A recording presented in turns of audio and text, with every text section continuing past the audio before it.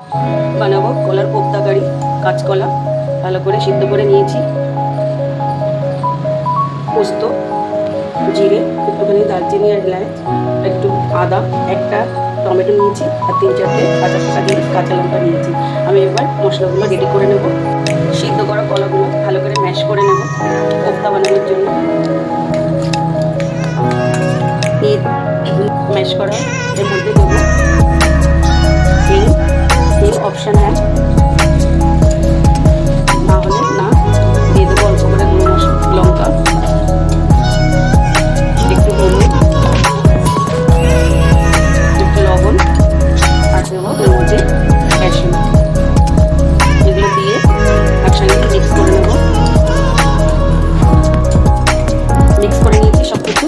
এবার আমি কোপ্তার আকারে করে নেব এভাবে। একটু হাতে তেল লাগিয়ে নেব যাতে হাতে চিপকে না যায়, লেগে না যায়। এভাবে আমি সব কোপ্তাগুলো এভাবে রেডি করে নেব ফ্রাই করার জন্য।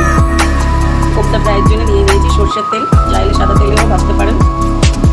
তো আমি একটা একটা করে কোপ্তাগুলো এভাবে ভেজে নেব।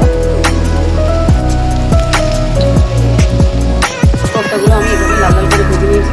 এবার একটা প্লেটে নামিয়ে সব কোপ্তাগুলো আমি এভাবেই ভেজে নিয়েছি। মশলাগুলো রেডি করে নেব।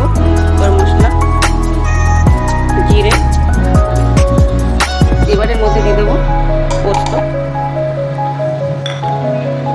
সুন্দর করে পিষে নিয়েছি। এবারের মধ্যে টমেটো, কাঁচা লঙ্কা আর আদা এগুলো দিয়ে ভালো করে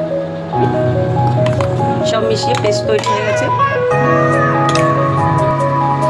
নিয়ে নিয়েছি কড়াইতে তেল, সর্ষের তেল, জিরে দিয়ে দেবো, দুটো শুকনো লঙ্কা আর দিয়ে দেবো তেজপাতা। এবারের মধ্যে রেখে রাখা,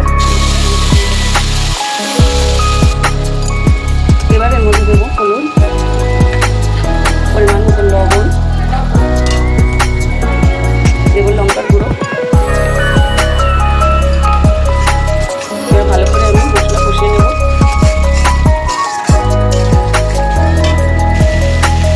মশলা একটু কষিয়ে নিয়েছি। এবার মধ্যে জল দিয়ে দেবো।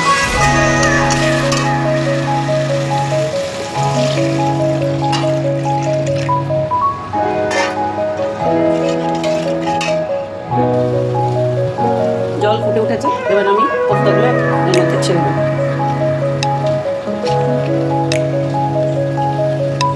কলার কোপ্তা, এর জন্য আমি একটু জল বেশি করে দিয়েছি, নাহলে টেনে যাবে। রেডি হয়ে গেছে কলার কোপ্তা কারি। এর মধ্যে সবশেষে কাঁচা লঙ্কা ছড়িয়ে দেবো।